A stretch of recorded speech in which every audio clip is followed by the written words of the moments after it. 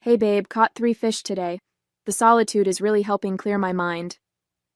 I stared at Nathan's text message, then at the photo on my screen showing him lounging at a beachfront bar in Punta Cana, his arm draped around his secretary. The timestamp read, 2 minutes ago. That's wonderful, honey, I typed back, my fingers steady despite the rage building inside me. I'm so glad you're finding peace in nature. My name is Liana Thompson, and until 10 minutes ago, I thought I had a solid marriage. But then my colleague Rachel rushed into my office at our law firm in Denver, her face flushed with concern. You need to see this, she'd said, pulling up Brianna Moore's Facebook page.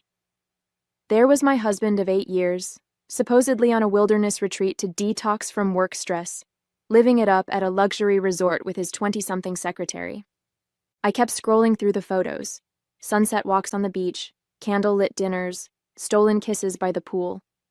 Each one time-stamped and tagged with nauseating captions like, "Finally with my true love," and "No more hiding." The irony of their carelessness almost made me laugh. "Oh my God, Liana, I'm so sorry," Rachel whispered, reaching for my hand. "What are you going to do?" I closed my laptop slowly, years of courtroom experience keeping my expression neutral.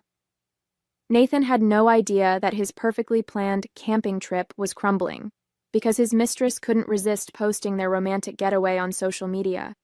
He had no idea that while he sipped cocktails and betrayed our marriage, he'd given me everything I needed to destroy him. "First," I said, pulling out a legal pad, "I'm going to text my darling husband and ask if the fish are biting." I sent another message. "Miss you so much. Can't wait to hear all about your wilderness adventures." Rachel watched me, confusion clear on her face. "Shouldn't you confront him?" I smiled, remembering every case I'd won by letting my opponents think they had the upper hand. As a corporate attorney, I'd learned that the element of surprise was often the most powerful weapon in my arsenal. Nathan thought he was so clever with his camping story, never considering that his mistress's social media addiction would be his downfall. "Do you know what's better than catching him in a lie?" I asked Rachel, already drafting notes on my legal pad. "Letting him keep lying while I dismantle his entire life." Nathan and I met at Stanford Law School. He was charming, ambitious, and seemed to share my values of hard work and dedication. While other couples in our class drifted apart under the pressure of grueling study schedules and competitive internships, we grew stronger. At least, that's what I thought. After graduation, I turned down an offer from a prestigious firm in New York to stay in Denver with Nathan. He'd landed a position at Morrison & Webster, one of the city's top investment firms, and I didn't want us to start our marriage with a long-distance relationship. "You're making the right choice," he'd said. "We're a team." I found my own success at Lambert & Cole, quickly rising through the ranks to become their youngest corporate attorney. Nathan seemed proud of my achievements, though looking back, I noticed how his smile would tighten whenever clients specifically requested me for their cases. Our marriage wasn't perfect, but whose is? When tensions rose, we dealt with them like lawyers, negotiating, compromising, finding middle ground. Then Brianna arrived at his firm 6 months ago. Young, attractive, and apparently very good at her job, according to Nathan's frequent mentions. "She's so efficient," he'd say. "Finally, a secretary who can keep up with my schedule." I ignored the warning bells. After all, I trusted my husband. Rachel's voice pulled me from my thoughts. "Remember when he missed your anniversary dinner last month? Said he had to work late?" I pulled up Brianna's Facebook page again, scrolling back through her timeline. There it was, a check-in at Barolo Grill, the same night. The caption read, "Late night at the office never felt so good." "I can't believe I was so blind," I muttered, but Rachel shook her head. "You weren't blind, Liana. You were trusting. There's a difference." I thought about all the other signs I'd dismissed. The new gym membership he never used. The sudden interest in work conferences out of state. The passwords changed on his phone and laptop. Classic signs I'd seen in countless divorce cases I'd handled, yet I'd convinced myself our marriage was different. "You know what the worst part is?" I said, pulling up our joint account records. He's using our money to finance their little romance. Rachel's eyes widened as I showed her the recent transactions.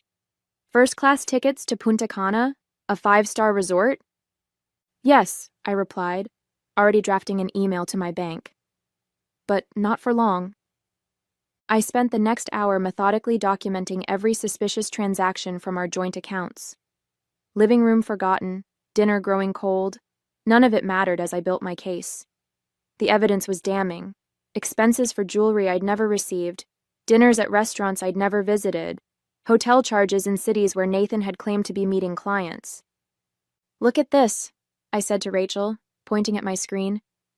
He booked their Punta Cana trip 3 months ago. This wasn't spontaneous.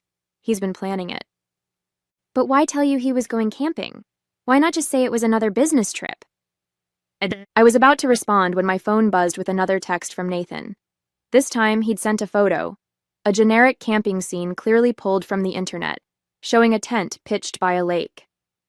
Home sweet home, his message read. The stars are amazing out here. My hands started shaking, not from sadness, but from pure, cold rage. 8 years of marriage, and he couldn't even be bothered to find a convincing photo to support his lie. I opened my email and found what I was looking for. Nathan's firm's employee handbook sent to me months ago when I'd helped review some contracts for them. Right there, in bold text. Relationships between supervisors and direct reports are strictly prohibited and will result in immediate termination. Rachel, I said slowly, did you know Brianna has been documenting their entire relationship on Instagram too? We pulled up her profile. It was a goldmine, months of subtle photos, each one damning in its own way. Coffee cups with Nathan's name visible, his watch in the corner of dinner photos, even a selfie in his office after hours, her perched on his desk while he smiled up at her. It gets worse, Rachel said, her voice tight. She'd been digging deeper into the financial records I'd pulled up. Look at these transfers. My stomach dropped as I saw what she'd found. Nathan hadn't just been spending our joint money on his affair. He'd been moving substantial sums into a private account for months, an account I knew nothing about. $90,000, I whispered, staring at the total. He's been hiding money. That's more than just affair money, Rachel said carefully. That looks like exit strategy money, I finished. He's been planning to leave me. The realization hit me like a physical blow. This wasn't just an affair, it was a calculated plan. While I'd been building our life together, he'd been planning his escape with a younger woman, systematically hiding assets and preparing to blindside me. I stood up, my decision made. Rachel, I need a favor. Can you cover my meetings for the rest of the week? Of course, she said. What are you going to do? I picked up my phone, composing another sweet text to my husband about how much I missed him. I'm going to make him wish he'd never learned how to lie. The next morning, I walked into Harriman Credit Union as soon as they opened. The manager, recognizing me from the corporate accounts I handled, immediately ushered me into his office. Mrs. Thompson, what brings you in so early? I need to discuss some suspicious activity on my joint accounts, I said, sliding across printouts of Nathan's transfers. I believe my husband has been moving money without my knowledge or consent. Within an hour, I had frozen our joint accounts and transferred my personal assets to a new, secure account. Nathan wouldn't discover this until he tried to access the money, likely when it was time to pay for his romantic getaway. Back at my office, I began phase 2. I called Nathan's firm's HR director, Susan Mills, an old client of mine. Susan, I need to discuss a sensitive matter, I began. It's about Nathan and his secretary. Brianna Moore? Susan's voice sharpened. What about them? I forwarded her a carefully curated selection of Brianna's social media posts. I believe this violates your firm's policies on supervisor-subordinate relationships. The silence on the other end was telling. I'll need to escalate this immediately, Susan finally said. This is extremely concerning. I understand, I replied, keeping my voice professional. I just thought you should be aware. Next, I called our locksmith. Being the one who handled all our home maintenance had its advantages. Nathan had never bothered to learn any of these details. Yes, I need an urgent replacement of all locks. Today, if possible. While waiting for the locksmith, I began packing Nathan's belongings. Each designer suit, each expensive tie, each monogrammed shirt went into heavy-duty garbage bags. 8 years of marriage reduced to black plastic sacks on our pristine driveway. My phone buzzed. Another text from Nathan. Missing you. Can't wait to tell you all about my adventures. I smiled, typing back. Miss you too. Hey, quick question. Did you remember to pay the credit card bill before you left? His response came quickly. Of course, honey. Don't worry about anything. Another lie. I knew he hadn't paid it because I was looking at the overdue notice right now. He'd been too busy planning his getaway to handle basic responsibilities. Rachel called around noon. Liana, you need to see this. Brianna just posted again. I pulled up Facebook. There was my husband, raising a champagne glass on a sunset cruise. The caption read, Living my best life with my soulmate. No more hiding.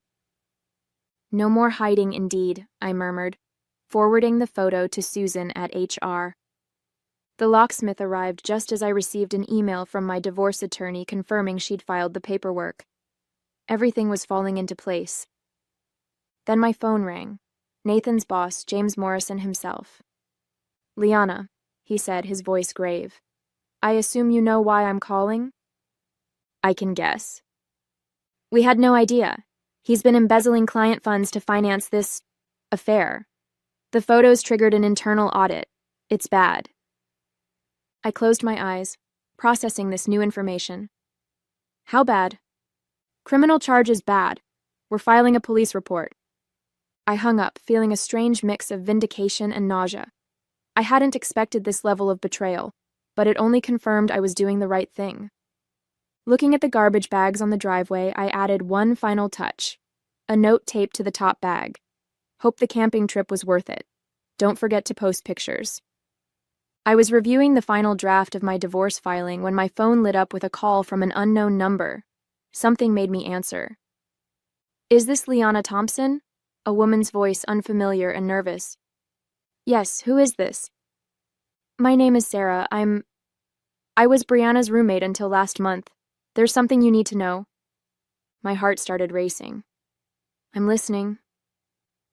This isn't the first time they've done this, Sarah said. Brianna, she and Nathan, they've pulled this scheme before, at his last firm. I sat down heavily in my office chair. What scheme? They target wealthy executives, get compromising photos, then threaten to expose everything unless they're paid off. But this time was different. Brianna actually fell for Nathan. She broke their pattern, started posting everything online. He's furious. The room seemed to spin. I thought of the money Nathan had been moving, the client funds he'd been embezzling. This wasn't just an affair. It was an elaborate con that had spiraled out of control. Why are you telling me this? I asked. Because Brianna called me crying last night. Nathan's threatening to pin everything on her. She's terrified. I hung up and immediately called James Morrison back. James, we need to talk. This goes deeper than you think. Within an hour, I was sitting in his office laying out everything Sarah had told me. James looked physically ill. 3 other firms, he said, scanning through the evidence I'd gathered. 3 other executives blackmailed. How did we miss this? Because they were careful, I replied, until Brianna went off script. My phone buzzed. Nathan again. Having dinner by the campfire. Wish you were here. I stared at his message, seeing it for what it really was. Not just a lie, but part of a calculated scheme. All those business trips, those late nights at the office. How many other cons had he run that I didn't know about? James leaned forward. Liana, we need to handle this carefully. If what you're saying is true, this is now a federal case. Wire fraud, blackmail, embezzlement. I know exactly how we need to handle it, I said, pulling out my phone. I typed a message to Nathan. Darling, there's been a problem with one of our accounts. Can you check your email? Then I sent him a carefully crafted email, one containing screenshots of his previous schemes, Brianna's social media posts, and Sarah's statement. I added one line. Guess your camping trip just got interrupted. Within minutes, my phone exploded with notifications. Nathan, finally dropping his camping pretense, called 6 times. Brianna posted a long, tearful video confession on Facebook before deleting her entire account. The house of cards was collapsing. James had already contacted the FBI. They want to meet tomorrow morning, he said. This could be huge. I nodded, feeling strangely calm. I'll be there. That evening, as I sat in my newly secured home, I received one final text from Nathan. You don't understand what you've done. I can explain everything. I smiled, thinking of all the evidence safely documented and distributed to multiple authorities. Actually, I typed back, I understand perfectly, and unlike your camping photos, I have real receipts. Then I blocked his number and poured myself a glass of wine. Tomorrow would be intense, but tonight, I could savor the fact that Nathan's perfectly constructed house of lies was burning to the ground. The FBI meeting was scheduled for 9 a.m. By 8:30, the lobby of Morrison and Webster was in chaos. Nathan and Brianna had apparently tried to flee Punta Cana separately, only to be detained at the airport by Dominican authorities. James Morrison looked like he hadn't slept. 6 clients, he said, rubbing his temples.